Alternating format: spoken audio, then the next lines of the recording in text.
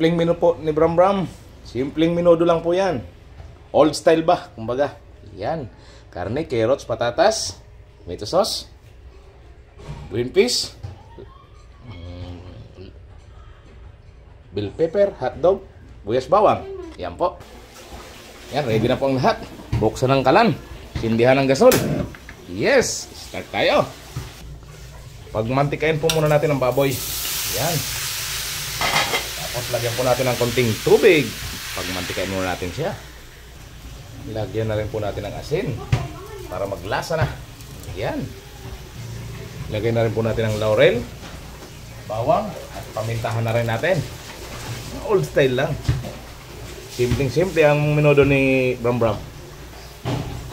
Mekos, mekos. Okay. At takpan muna natin. Yan, buksan natin. Wow, nagmantika na siya. Yan.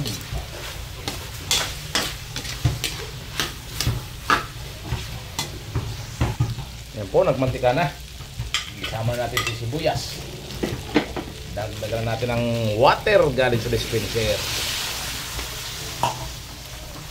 Ibuhos na rin si tomato sauce. Ayan. Ayan. Po, ilagay na natin ang carrots at patatas. Ayan. Isunod na natin ang green peas. Sama na natin lahat.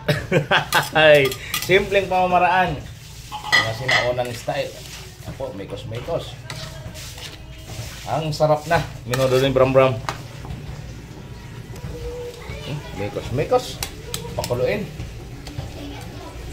Yan, okay na. Ang minudo po ni Bram Bram, wala pong atay. Naubusan po kami sa palengke kanina. Dito po kasi sa isla ng Catanduanes, limitado lang po yung kinakatay. Kaya yan lang po ang minudo ni Bram Bram. At tikman po natin, tikman natin. Okay na ba siya?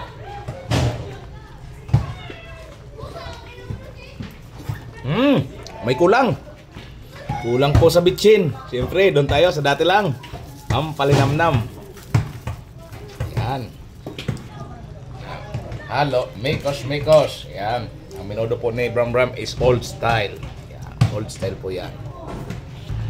Yan na po, luto na. Ang minudo ni Bram Bram. Old style. Nice, pakasarap po. Thank you very much sa mga nanonood po dyan. Pa-like and share naman po. And pa-subscribe na rin po.